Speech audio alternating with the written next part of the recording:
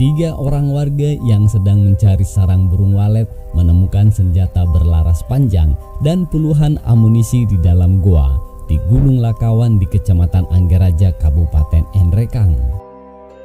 Senjata api laras panjang merek Lee Enfield itu diduga milik pasukan DITII yang dikomandoi Kahar Musakara.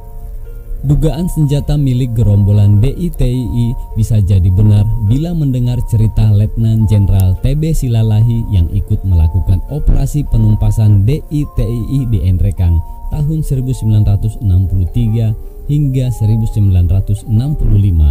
Saat itu TB Silalahi masih berpangkat Letnan II.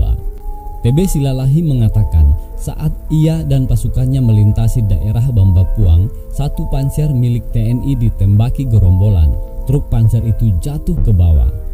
TB Silalahi dan pasukannya hanya bisa menyanyi gugur pahlawan sambil melihat panser terus jatuh ke bawah.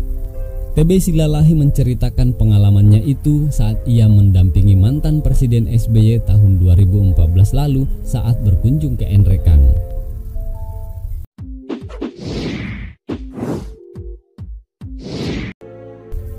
Menurut tim gabungan yang menelusuri senjata api itu, senjata api laras panjang saat ditemukan dalam posisi berdiri, dan di sekitar senti itu terdapat ransel berisi amunisi sebanyak 38 butir berserta alat makan dari batok kelapa yang sudah rusak.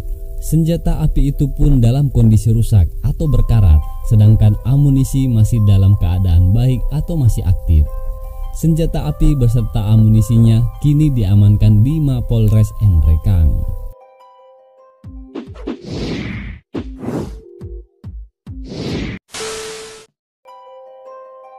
Senjata bermerek Lee Enfield merupakan senjata api yang sering digunakan dalam berbagai peperangan zaman dulu.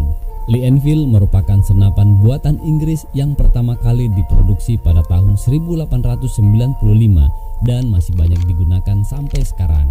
Lee Enfield pernah digunakan pada masa Perang Dunia, baik pada Perang Dunia Pertama maupun yang kedua, bahkan sempat digunakan ketika konflik di Afghanistan.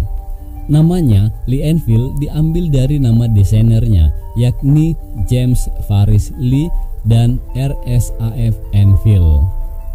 Di Indonesia, Lee Enfield juga sudah digunakan pada masa pertempuran Surabaya pada tahun 1945. Tentara Indonesia juga menjadikan Lee Enfield sebagai salah satu senjata ketika melawan penjajah.